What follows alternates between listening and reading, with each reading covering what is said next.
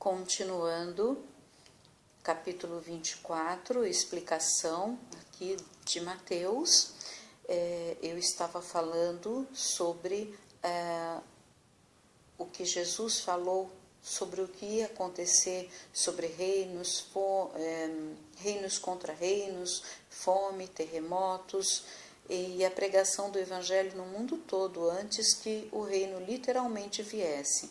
Então, meus irmãos, essas coisas, por exemplo, hoje, no Oriente Médio, lá há muita guerra, destruição, homens-bombas. Em outros países, fora do Oriente Médio, há outras guerras, guerras civis, guerras por partidos políticos, guerras de família, guerras de pessoas que deixam os seus passando necessidade. Isso tudo é guerra. Não é só guerra de país contra país, é guerra de pessoa contra pessoa, como Jesus falou aqui, sobre as pessoas que se voltariam umas contra as outras. Tem famílias se voltando umas contra as outras. A ênfase, então, está na necessidade de se ter fé e obediência, mesmo em tempos de sofrimento e tristeza, e não da apresentação de um calendário de acontecimentos futuros. Então, aqui está deixando claro que nós não temos que buscar a palavra de Deus só quando as coisas estão boas, quando as coisas estão ruins, ou só quando as coisas estão ruins, ou só quando tem alguém doente, quando tem alguém sofrendo, ou quando estamos doentes, ou perecendo de alguma coisa, né? Então, precisamos buscar a palavra de Deus todos os dias, buscar Jesus todos os dias. No capítulo 24, no versículo 4 ao 14, Jesus fez uma descrição geral do futuro do mundo, incluindo desastres naturais, perseguição, falsos profetas, ódio contra os cristãos, traição, deserção e falta de lei e de amor, e ainda assim o Evangelho seria propagado. Que é o que está acontecendo, já está acontecendo isso. O Evangelho continua sendo propagado, mas o ódio contra os cristãos continua, desde a época de Jesus.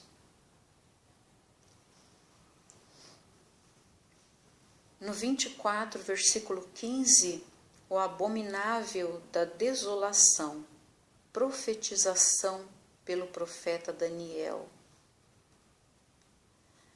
Algumas Bíblias têm um quadro do abominável da desolação. Quem tiver sua Bíblia, principalmente a Bíblia da mulher, tem esse quadro. Deem uma olhada. É um bom exemplo de profecia com mais de um cumprimento. O termo refere-se à profanação do templo, especialmente do altar do sacrifício. O altar era um retrato do sacrifício de Cristo como a única expiação para o pecado. O abominável deixaria de lado o que Cristo representou e ofereceria sacrifícios a outros deuses.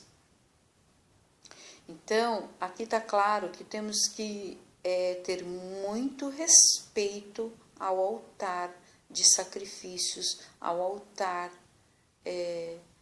que representa o espaço de Deus.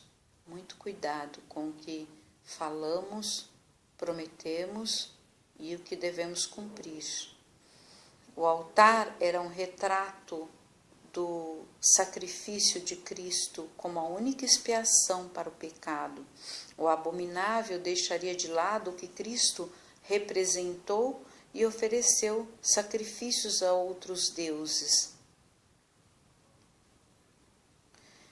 Em 168 a.C.,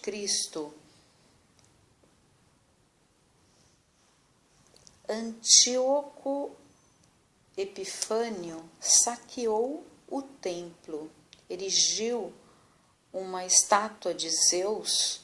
Zeus, para quem não sabe, é um dos deuses da mitologia grega, sobre o altar e sacrificou porcos, que são animais impuros dentro dos ensinamentos de Jesus. Jesus previu que acontecimentos similares aconteceriam novamente. No 24, do 16 ao 28, Jesus descreveu acontecimentos que se dariam no futuro em Jerusalém. Haverá uma grande tribulação antes que ele venha estabelecer seu reino físico. No 24:30, a encarnação de Jesus foi relativamente silenciosa e tranquila. Poucas pessoas testemunharam o extraordinário acontecimento. Aqui, gente, encarnação é o nascimento de Jesus. Maria e José receberam visitas de anjos. Um grupo de pastores de ovelhas ouvia um coro angelical. Homens sábios de outra nação viram uma estrela fenomenal. Jesus veio como Cordeiro de Deus para restabelecer a paz entre Deus e o homem. Quando ele vier novamente para estabelecer o seu reino, céus e terras o anunciarão de forma dramática e todos o verão. Ele virá como rei, em poder e glória, e declarará guerra contra seus inimigos. No capítulo 24, versículo 34, geração talvez se refira à nação de Israel, sugerindo sua existência contínua